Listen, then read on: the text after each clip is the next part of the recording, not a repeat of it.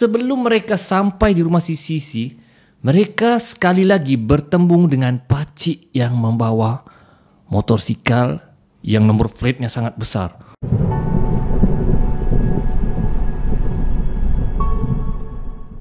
Baiklah guys, kisah seram kali ini dikongsikan oleh Saudari Syira. Saudari Syira ni, dia dahulunya bekerja di pejabat swasta, okay? Syarikat swasta. So, dia berminat, hobi dia minat dengan makeup orang. Jadi, oleh kerana dia terlalu minat dengan makeup ni, jadi dia sanggup berhenti kerja gara-gara dia mau urus bisnes makeup. Kalau perempuan-perempuan panggil mua kan. Jadi dia ambil bisnes tu lah, ya. Dia berhenti kerja, dia berbisnes makeup orang.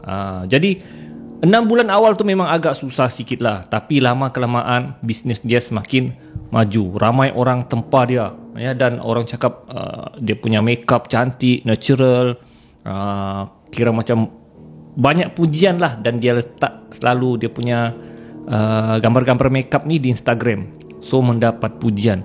Sampai satu masa dia buka kelas tutorial macam mana untuk makeup. Biasanya dia buat di rumahnya lah, ya. Di rumahnya dia ada sediakan satu bilik di rumahnya, dia di situ banyak barang-barang makeupnya. So dia akan buka kelas di rumahnya. Tetapi pada satu hari dia dapat satu panggilan, dari seorang perempuan, ya, perempuan bernama Sisi. Dia mau belajar makeup, tapi dia agak jauh daripada tempat tinggal si Sisi, lebih kurang 52 kilometer, ya. Jadi agak jauh lah daripada rumahnya.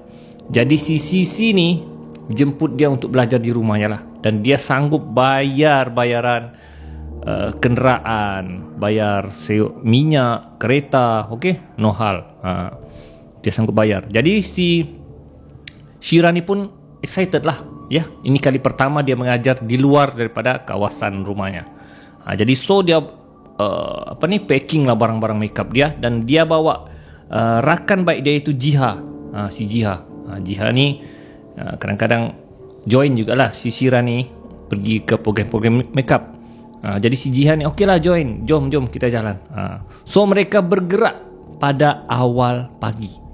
Pada awal pagi, sebab jauh, dan dibagilah lokasi WhatsApp oleh si Sisi ni. Jadi masa diorang jalan tu awal pagi, mereka pelik jalan ke rumah si Sisi tu agak jauh di kawasan pedalaman. Pertama jalannya jalan aspal, ya, jalan lebuh raya. Sampai satu masa masuk ke kawasan kelapa sawit. So mereka sudah macam yang tengok GPS, betul lah, ya, betul lah ni kawasan dia. Dan sampai satu masa masuk ke dalam, betul-betul sudah tidak ada perkampungan yang mereka nampak, yang hanya ada ladang kelapa sawit. Sehinggalah mereka terjumpa satu pekan, ya. Tapi pekan tu masih jauh dari rumah si Sisi ni, ya. Pekan tu nampak sangat klasik, ya, klasik. Jadi dia nampak, klasik betul lah pekan ni. Pekan biasanya bandar-bandar klasik ni macam zaman 90-an dah dia nampak. Dan ramailah orang di pekan tu. Jadi mereka cuba berhenti sekejap untuk tengok kawasan lah, betulkah petunjuk GPS tu kan. Dan bila mereka berhenti, semua orang-orang tu macam memandang sama dorang. Memandang. Dorang jadi risau lah, ya, takut nanti orang kampung apa-apakan mereka kan. Jadi mereka teruskan perjalanan lagi.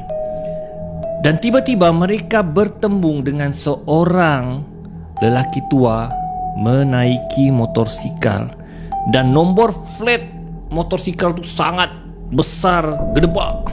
Jadi si Jiha ni rakan dia tegur. Tengok tu orang tua tu, lelaki tua tu, dia cakap, gila besar nombor flat dia cakap kan.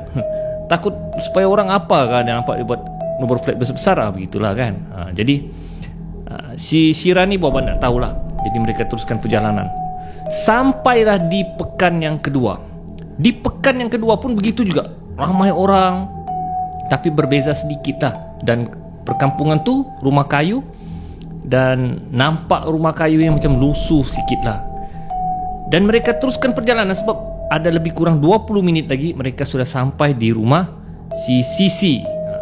Tapi sebelum mereka sampai di rumah si Sisi, mereka sekali lagi bertembung dengan pakcik yang membawa motorsikal yang nombor platenya sangat besar. So, si Jiha rakan ini dapat tekah lah sebab mereka baru saja nampak pakcik tu, dan nombor plat tu mereka kenal sebab besar sangat. Jadi mereka boleh cam lah. Jadi si Jiha yang tegur, bukan itu pakcik tadi tu kah? Wah, si Shirani yang ya betul juga pakcik tadi ni, ya. Jadi mereka lajukan pemanduan, cepat-cepat sampai. Dan bila mereka ke depan lagi, sekali lagi guys, mereka bertembung dengan pakcik tua tu yang bawa motorsikal nombor plat besar. Dan kali ni mereka sudah tidak bercakap, mereka hanya perhati. Dan pakcik tu pun perhati mereka sambil senyum. Si Shira dengan si Jiha sudah tidak sedap hati. Dia cakap, macam lain macam tempat kita pergi. Jadi sampai satu masa GPS terputus.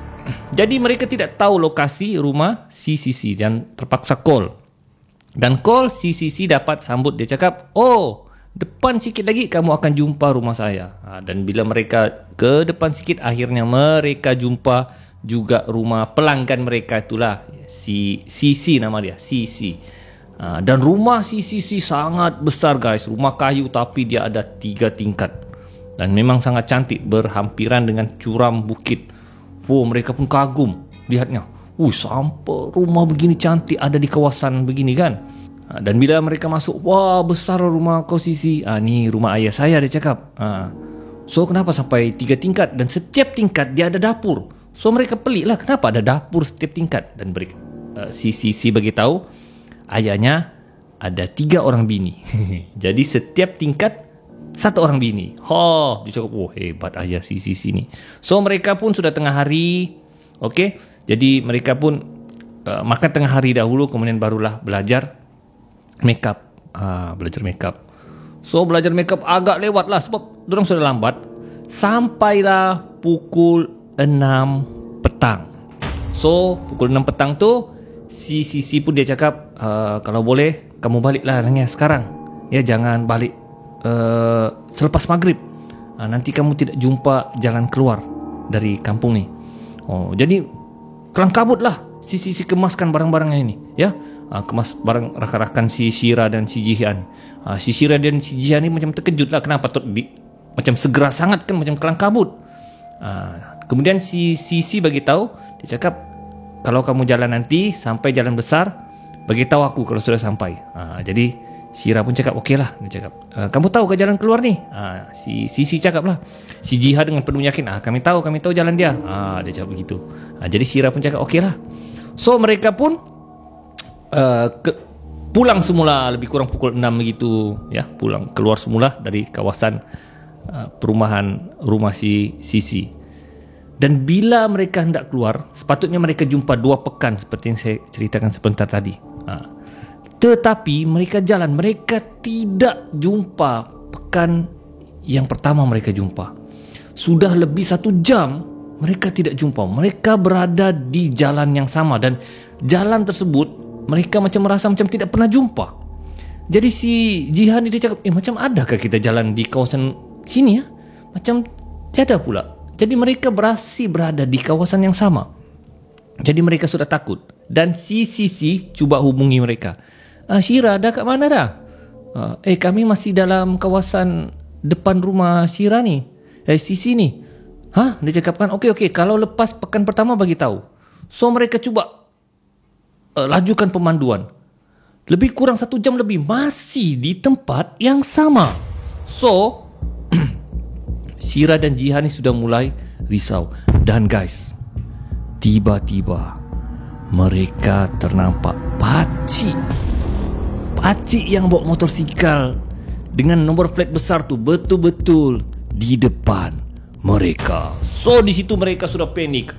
Sudah. Syirah dan Jiha sudah mula mau menangis. Lengan kita nak terkeluar sudah ni.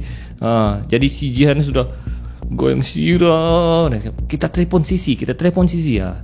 Diorang cuba hubungi si Sisi, ya, tapi tidak dapat dihubungi, guys. Nah, guys, dan hari sudah beransur maghrib.